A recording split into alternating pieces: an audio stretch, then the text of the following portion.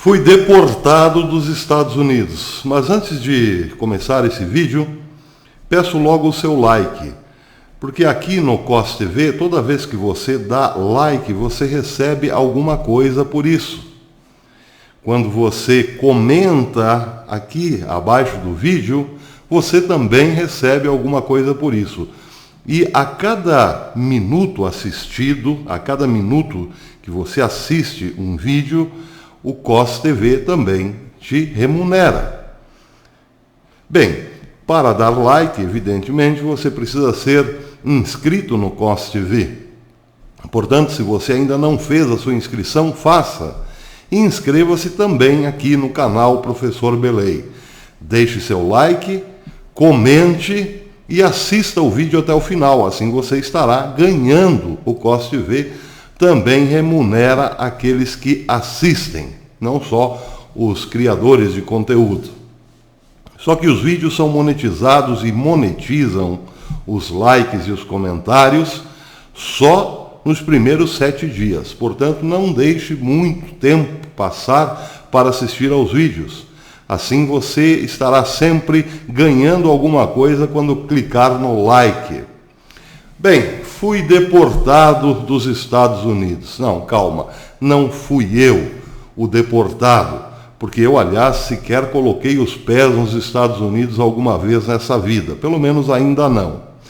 A história é de Edmilson, ou melhor, Edilson, de Governador Valadares, e foi contada pela BBC News.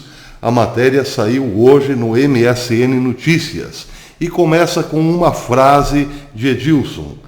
Antes de eu ir, o meu irmão me falou o seguinte: Edilson, aqui só depende de você e mais ninguém.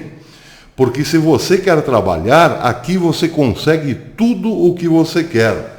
O que um rico pode ter no Brasil, você pode ter aqui nos Estados Unidos. Bem, aí a BBC faz o seguinte comentário. As palavras do irmão que morava em Boston encheram de esperança o jovem Edilson, que andava desanimado com um futuro pouco promissor em Governador Valadares, Minas Gerais, cidade de 279 mil habitantes, que ganhou fama nacional por ser grande exportadora de brasileiros que emigram para os Estados Unidos. Segundo o IBGE, 35% da população da cidade tem renda mensal de até meio salário mínimo por pessoa. Em 1988, há já um bom tempo, Edilson, que tinha 19 anos e havia estudado só até a 8ª série do ensino fundamental, trabalhava lavando carros e morava de favor na casa de um tio, com a mãe, que sustentava os filhos trabalhando como lavadeira. Abre aspas. Sabe como é, tio? Como você depende dele, ele quer bater em você. Ou melhor, sabe como é o tio? Como você depende dele, ele quer bater em você. Te chamar disso ou daquilo. Mas aí parece que é Deus. Levou meus irmãos para os Estados Unidos e levou um atrás do outro. Deu oportunidade para todo mundo. Depois de viver 20 anos em Boston, isso disse o Edilson.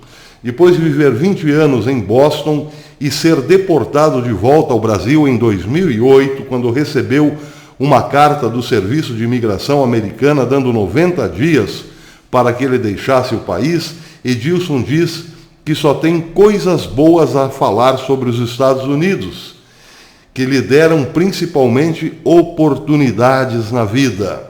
Começou trabalhando como servente de pedreiro sem falar uma única palavra de inglês, sem compreender nada.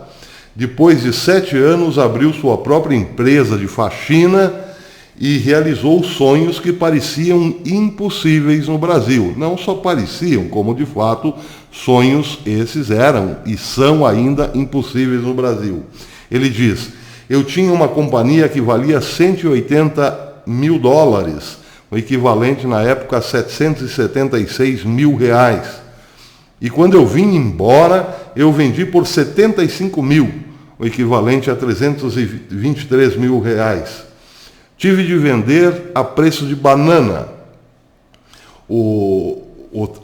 A BBC diz, ele investiu na construção de 2 prédios residenciais e alguns terrenos na região de Valadares e vive até hoje da renda desses investimentos. Conversou com a BBC News no prédio de 2 andares em que mora atualmente com a namorada. Na realidade americana, quando coordenava sua própria equipe de limpeza, Edilson diz que ganhava dinheiro no ritmo de sua disposição e capacidade para trabalhar, que eram grandes. Eu estava ganhando tanto dinheiro que eu peguei 194 mil reais na época e comprei um carro para sair sábado e domingo, sendo que eu já tinha outro para trabalhar. Olha que cabeça! O vendedor falou, você vai financiar em quantos meses? Eu disse, não, vou pagar à vista. Tirei um pacote de notas de $100 e joguei em cima da mesa. Quando no Brasil você pode fazer isso? Desde o ano passado, o governo dos Estados Unidos, diz a BBC, endureceu as regras para quem tenta cruzar a fronteira e anunciou um novo processo de deportação rápida que dispensa a necessidade dos casos passarem pelos tribunais de imigração. Com as novas regras, qualquer imigrante que não consiga provar que esteve no país por 2 anos ininterruptos pode ser deportado de forma imediata, e mais brasileiros têm sido obrigados a abandonar a vida americana.